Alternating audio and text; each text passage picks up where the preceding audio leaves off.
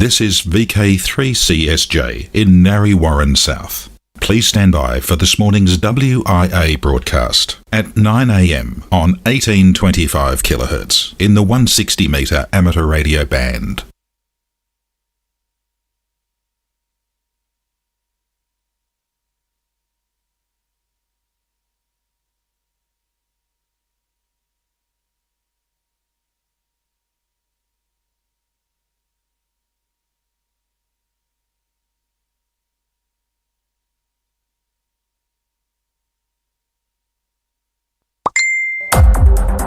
It's time to get your news on. This broadcast is in text, audio and video and is accessed on wia.org.au. It's the national news from the WIA for week commencing March 16, 2025. And this week, WIA board elections, WIA Director and Secretary Peter Clee, VK8ZZ, WIA Affiliated Clubs Coordinator Angelo, VK2NWT, and WIA's Education Committee Spokesman Phil Waite, VK2ASD. But wait, there's much, much more in this edition of news from the Wireless Institute of Australia. I'm Editor Graham, VK4BB. Who listens to radio? I am Alan, VK2COD in Sydney. This is Dennis, VK4AE. This is John, VK5DJ for the Southeast Radio Group. Hi, this is Nathan, VK5OG. 73s, this is Steve, VK4SJH. That's all. It has been a year now since the introduction of the new amateur radio licence conditions. The Wireless Institute of Australia is interested in your experience with the transition to these new conditions and the administrative framework surrounding them. We have created a short 10-minute survey for all Australian radio amateurs and encourage everyone to participate. This is an opportunity to share your experience with the transition and the new class licence arrangements. The link is available on the WIA website. We are also keen to hear from amateurs who have used the new documentation in situations where proof of a valid amateur radio licence was required. Additionally, the survey includes questions about the revised call sign allocation process for the Australian external and Antarctic territories. Please note, all information shared with the WIA will be treated with the strictest confidence. Please share this survey with your amateur radio friends, including those who are not WIA members. It is open to all radio amateur operators. Thank you in advance for your contribution. The WIA will compile the results and use them to work with the Australian Communications and Media Authority, as well as the Department of Communications and the Arts, to help improve services for amateur radio community in Australia. Get in quick, as the survey closes at midnight on the 13th of April 2025. This has been Peter, VK8ZZ, Secretary for the WIA. Don't forget to check out the new education website at www.education.wia.org.au. You'll find lots of useful information about how to get an amateur radio licence, lots of training resources for clubs and individuals, and how to test the EMR safety of your station. Please have a look at the new website and let us know what you think. Once again, www.education.wia.org.au. Hi everyone, this is Angelo, VK2NWT, WIA Affiliated Clubs Coordinator. Well, the new public insurance year for WIA affiliated clubs starts on the 1st of April, which is a little over 2 weeks away. Most clubs by now will have received an email from Gibson Insure insurance brokers advising of the upcoming policy renewal and to advise of any changes to their status that may affect the renewal policy that's being offered.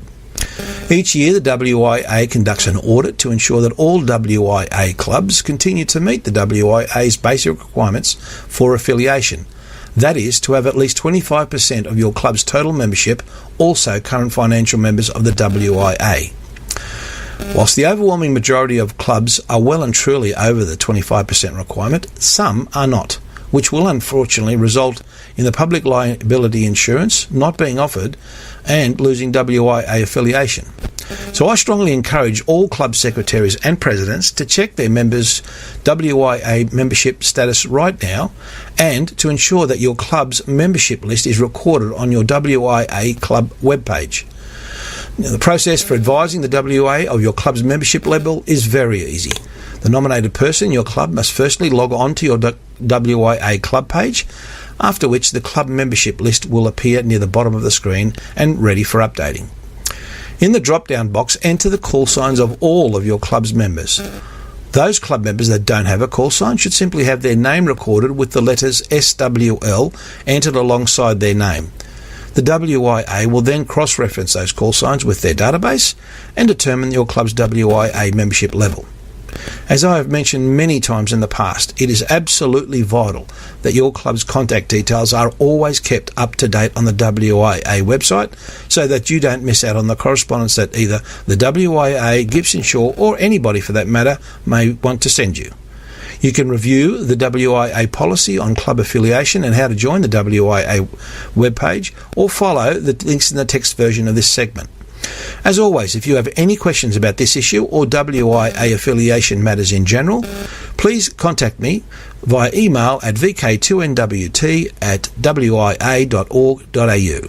This has been Angelo, VK2NWT for WIA National News. Board election. Seems the results are in, but it is embargoed until March 28. The newsroom has been advised of that date in a post by our secretary.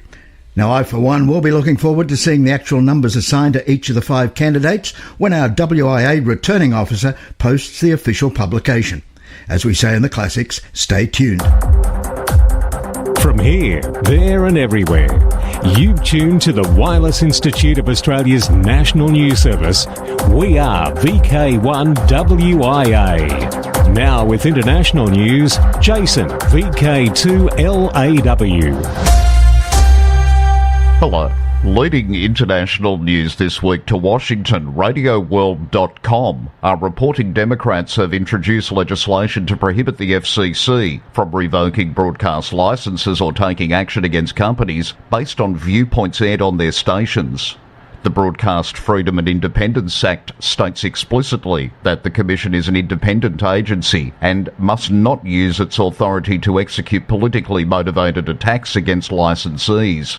Democrats are worried that the Commission under Chairman Brendan Carr could target specific broadcasters based on the views they express. 3 senators wrote to Carr and Commissioner Nathan Symington last month, saying the Republicans on the FCC appeared to be opening or reopening investigations into broadcast companies without evidence of wrongdoing, in what appears to be an attempt to intimidate broadcasters for political purposes. The new bill would seem to have no realistic chance of passage given that the Republicans control both chambers of Congress and that the bill would have to be signed by President Trump to become law. But it is an effort by the Democrats to amplify their concerns over the current direction of the FCC. ARRL Honorary Vice President Frank Butler, Whiskey 4 Romeo Hotel, celebrated his 100th birthday on March the 6th. Frank has been a member of the ARRL for at least 78 years and lives in Fort Walton Beach, Florida. He's a member of the ARRL Maxim Society at the Benefactor class and as a life member. Happy birthday, Frank. The Great South Bay Amateur Radio Club, according to the newspaper Herald Beacon, serving Long Island, New York, will be commemorating the birthday of Guglielmo Marconi on Saturday, April 26th. Marconi was responsible for sending the first communication with ships at sea. There will also be a replica of the shack that Marconi communicated in. Enjoy history and transmissions being sent on this day throughout the world as radio enthusiasts celebrate the birthday of Marconi. As Bruce and Cole report each week during their special interest group news, there are lots of OTAs, YOTA, SOTA, JOTA as an example. But now comes a new one. Not that it's adventurous at all, and you don't need to go hiking, swimming or camping. GOTA, Grids on the Air Activity and Awards Program, offers new challenges for HF enthusiasts. Since March the 1st, 2025, a fortnight or so back, this initiative, endorsed by various major ham radio organisations, has been running a challenge to shortwave operators at any level of skills and equipment to engage in the ultimate DX art of grid hunting. Grid hunting consists in chasing grid squares of the worldwide Maidenhead locator system, for example IO75 or KN78, etc., much like VHF, SHF enthusiasts have been doing for years. The difference with the new Grids on the Air GOTA program is it focuses on promoting activity on the HF bands and on phone and CW, as a similar program is already available for digital modes.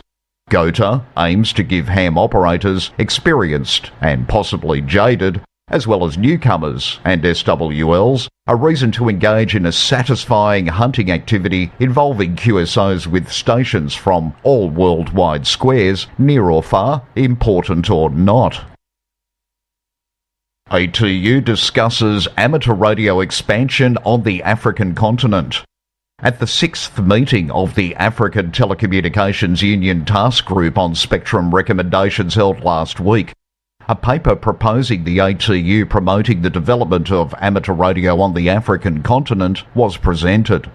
The paper highlights that amateur radio is a vital resource for personal development, technological innovation, emergency response and global cultural exchange. In Africa, it holds untapped potential to bridge communication gaps, especially in emergency disaster situations, support drive technological advancements, and equip individuals, especially youth, with critical technical skills. However, despite its numerous benefits, amateur radio remains underutilised across the continent due to enabling legal environments, limited infrastructure and low public awareness. Addressing these barriers could unlock significant opportunities for growth, empowerment and connectivity. With 37 IARU member societies and approximately 3,000 licensed radio amateurs in Africa, this recommendation underscores the urgent need for a unified approach to promoting amateur radio in Africa. The recommendations emphasise regulatory reform, infrastructure enhancement for emergency response, capacity building, public awareness and youth engagement. By adopting and implementing these strategies and recommended actions, the ATU and its partners would leverage amateur radio as a powerful tool for sustainable development, technical capacity building and regional connectivity, particularly during times of disaster when reliable communication is crucial. During the discussion, delegates asked that the countries that have a well-established amateur radio service share their experience. Both Egypt and South Africa indicated they would share their experiences before the next meeting. For WIA National News in Sydney, I'm Jason, VK2LAW. We are VK1WIA. Now, operational news with VK4FUQ. Felix. Hello there. Hey, Stu Wells and a masterpiece, The Time Machine. So let's fire it up and head back to 2023 and the WIA Contest Champion results for 2023. The WIA Contest Champion Peter Brown Trophy is awarded annually for the best combined effort in WIA-sponsored contests. It recognises those who have participated in multiple WIA contests and submitted logs throughout the year. There were a total of 349 contestants during 2023. The winner of the VK4PJ Peter Brown Trophy for 2023 is Alan Shannon, VK4SN, with a score of 500 points. Alan entered 7 of the 9 eligible contests and gained 5 second places, 1 third place and 1 fourth place. Congratulations to Alan. Second place went to John Isles, VK2YW, with a score of 320 points. Equal third place was Diane Main, VK4DI, and Bill Main, VK4ZD, with a score of 316 points each. Fifth place was Laurie Mew, VK5LJ, with a score of 300 points. Well done. Now, contest-wise 2025, let's head down to Townsville. This is Dennis, VK4AE, Contest Manager for the John Moyle Field Day 2025.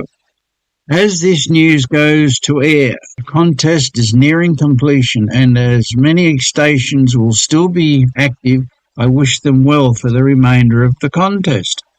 Some logs have already been arriving since last night. There does not seem to be as many as the number received at this point last year. It's highly recommended that once you've submitted your log, you should check a bit later that your call sign has been added to the list of logs received. If your call is not on the list, then it might not have been received. And once the contest closes, I can do nothing about adding another log.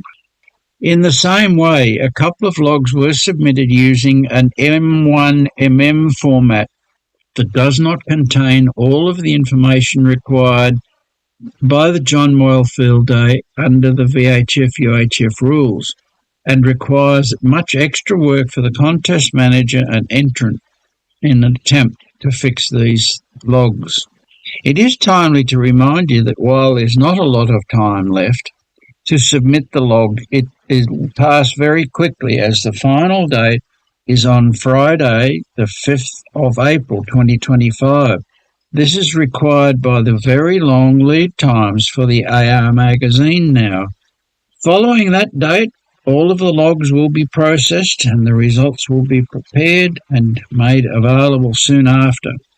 The results will be shown on the WIA contest page as soon as they are ready. So check that your call is on the list. Resend it if it isn't. It might also be a good idea to submit your log now, as you never know. Something can delay the activities for the next few days. Thank you. Thanks, Dennis. Now, next weekend, 22 and 23 March, the Africa All-Mode International Contest. The IARU 100th Anniversary Centennial QSO Party. The IARU CQP will be held for 9 days, beginning Saturday 12 April and ending Sunday 20 April. This event will celebrate 100 years of the IARU. Harry Angel Memorial 80-metre Sprint, Saturday, May 3. VK Shires Contest, 7th and 8th June. NZ Straight Key Night. Next New Zealand Straight Key Night will be held Sunday, 8 June, from 0800 hours to 0900 hours UTC on 80 metres. IARU HF World Championship. The 24-hour IARU HF World Championship starts at 1200 hours UTC on Saturday 12 July and ends at 11:59 hours UTC on Sunday 13 July. This annual contest supports amateur self-training and radio communications, improving operating skills, conducting technical investigations and intercommunicating with other amateurs around the world, using the 160, 80, 40, 20, 15 and 10 metre bands. Ken Yamamoto, JA1CJP, Secretary IARU Region 3, in an email passed to us by WIA Secretary Peter Klee, reminds us here at the WIA that in this contest, multipliers are the total number of ITU zones plus IARU member society HQ stations worked on each band, not mode. Thus, Society's HQ stations WIA participation is very important for the multipliers. Trans-Tasman Low Band Contest, 19 July. Now DX window to the world. Don, KW7R, is active as V73KW from the Marshall Islands in the northwestern Pacific Ocean. He is there on work assignment until September, and in his spare time he operates CW and FT8 on various bands. QSL V73KW via Logbook of the World. South Africa. On 20 May 2025, the South African Radio League will celebrate its 100th anniversary. The SARL Centenary Marathon QSO Party has been running since 1 January. The SARL, with the aid of its members and associated clubs, are on the air with special event call sign ZS100 SARL, as well as the permanent call sign ZS6 SRL and ZS9 HQ, and from April. Several awards will be available. See webpage mysarl.org.za. British Rowers Amateur Radio Society is running special event stations GB0 LMR and GB2 SDR during 2025 to celebrate 200 years of train travel. Operation will be mainly focused on 40 metres, but there may be additional activity on other bands. QSL via the Bureau. And with that, I'm Felix VK4FUQ with bird noises in the background for WIA National News. From here, there and everywhere, you've tuned to the Wireless Institute of Australia's National News Service. We are VK1WIA. Now, special interest group news with Cole, VK3GTV. Hello, first up in Worldwide Special Interest Groups, it's Final Frontier. ISS astronauts reject call for early retirement of the ISS. Astronauts on the International Space Station said they disagreed with Elon Musk's claim that the station was past its prime and should be deorbited in as soon as 2 years.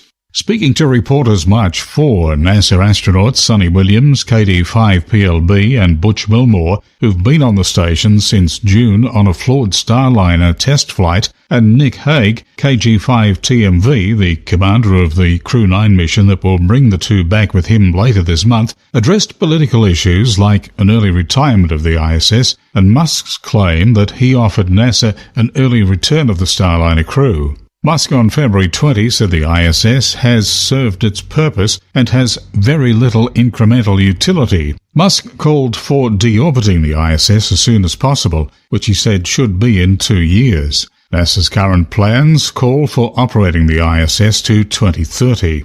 Williams said she was extremely impressed coming up to the ISS and seeing how much science is going on. Williams said when asked about Musk's comments, "I would say we're actually in our prime right now. We've got all the power, all the facilities up and operating. I'd think that right now was probably not the right time to call it quits," she concluded. "We've probably until 2030 in our agreements, and I think it's probably really accurate because we should make the most of this space station for our taxpayers and for all of our international partners and hold our obligations," she said.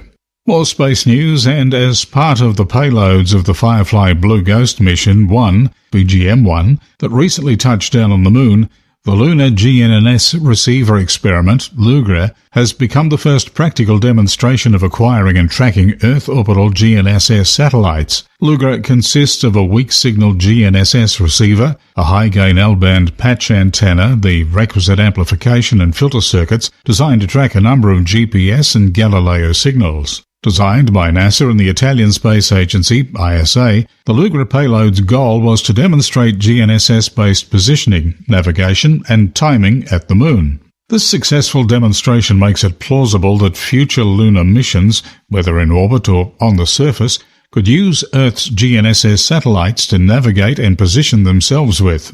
On the way to the lunar surface, LUGRA confirmed being able to track GNSS at various distances from the Earth. Both LUGRA and BGM-1 are part of NASA's Commercial Lunar Payload Services, CLPS program, with BGM-1 delivering a total of 10 payloads to the Moon, each designed to study a different aspect of the lunar environment, as well as hardware and technologies relevant to future missions.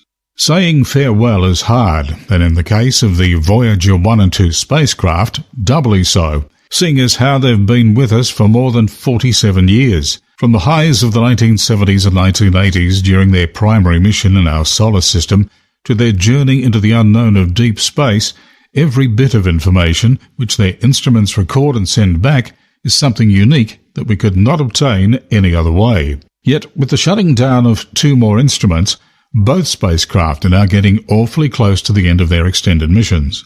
Last February 25, the Cosmic Ray System, CRS, on Voyager 1 was disabled, with the Low-Energy Charged Particle Instrument, LECP, on Voyager 2 to follow on March 24. With each spacecraft losing about 4 watts of available power each year from their RTGs, the next few instruments to be turned off are already known. Voyager 1's LECP will be turned off next year, with that same year Voyager 2's CRS also getting disabled. This would leave both spacecraft with only their magnetometer, MAG, and plasma wave subsystem, PWS. These provide data on the local magnetic field and electron density, respectively, with at least one of these instruments on each spacecraft likely to remain active until the end of this decade, possibly into the next. With some luck, both spacecraft will see their 50th birthday before humanity's only presence in deep space falls silent. Worldwide Special Interest Groups, Internet, the Hams domain, DX data, a new DX cluster. If you're into chasing DX, contesting or just casually tuning the bands, you might be interested in checking out DX data. That's dxdata.io, a new web-based DX cluster. DX data is designed to make finding the DX you're interested in a little easier, with a clean interface, instant updates, and plenty of filtering options. So what's different about DX data? DX data pulls in DX spots from both DX Spider and the Reverse Beacon network, giving users the most comprehensive view possible of what's happening on the bands. It also provides streaming real-time updates using WebSockets, so you never have to refresh the page.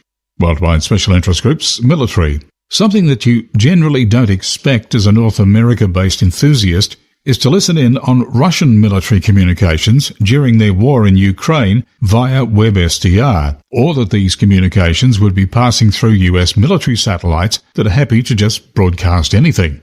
Yet that's the situation that the Save It for Parts YouTube channel recently described. As it turns out, there's a gaggle of UFOs up there, as the US Department of Defense lovingly calls them. Between 1979 and 1989, 8 FLT SATCOM launches took place, with FLT SATCOM 7 and 8 still operating today. They were later joined by their successor UHF follow-on, UFO, with 11 launches between 1993 and 2003. All of these operate in the UHF spectrum, with some UFO satellites also covering other bands. Their goal is to provide communication for the military's forces, with these satellites for the most part acting as simple repeaters. Over time, non-military parties learn to use these satellites too, even if it's technically illegal in many jurisdictions. As described in the video, if you listen in on WebSDR streams from Ukraine, you can not only find encrypted military comms, but also unencrypted Russian radio traffic.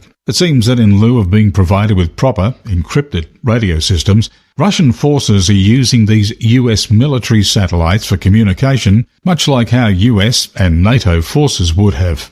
This is reminiscent of how Russian troops were caught using Discord via Starlink for communication before Russian command shut down Discord.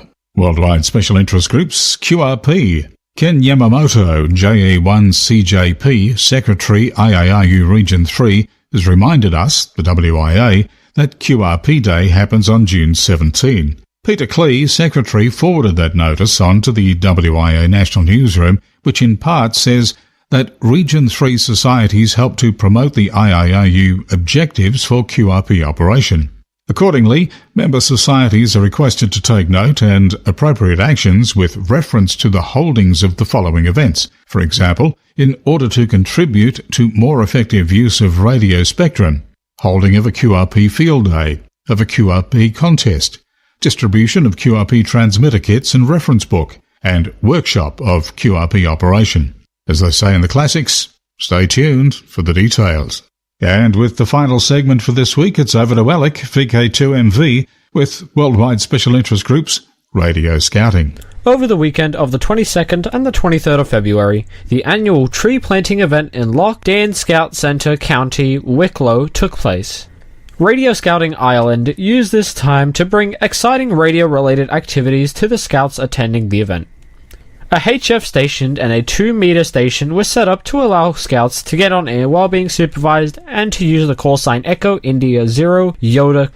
In addition, scouts also took part in a range of fun and educational games using PMR handsets.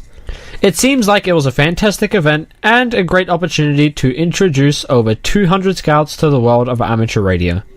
Radio Scouting Ireland report that they have a busy year ahead with some amazing opportunities to promote the hobby to young people. To meet these requirements, they depend very much on the donations of equipment, the goodwill and assistance from the IRTS radio clubs and individual operators throughout the country.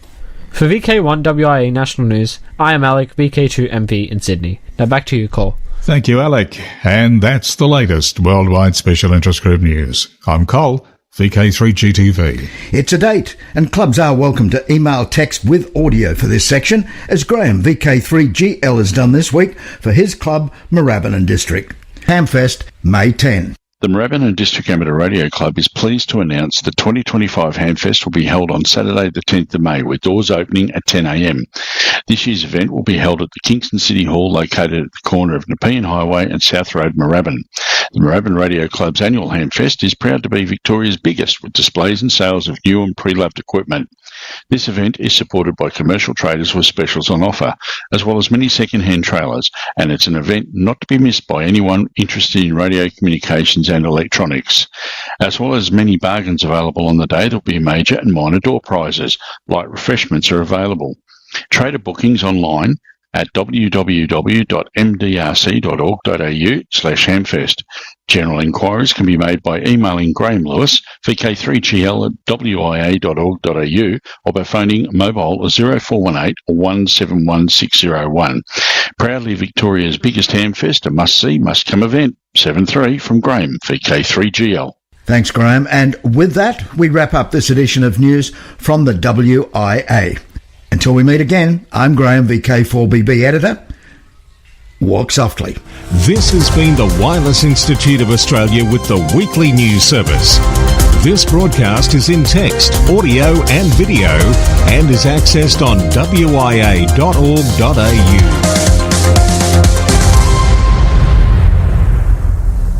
Courtesy of Bevan, VK5BD's ATV and YouTube channel, this has been WIA National News. We're back now, live and local, and your voice, your callbacks. And don't forget, tick like.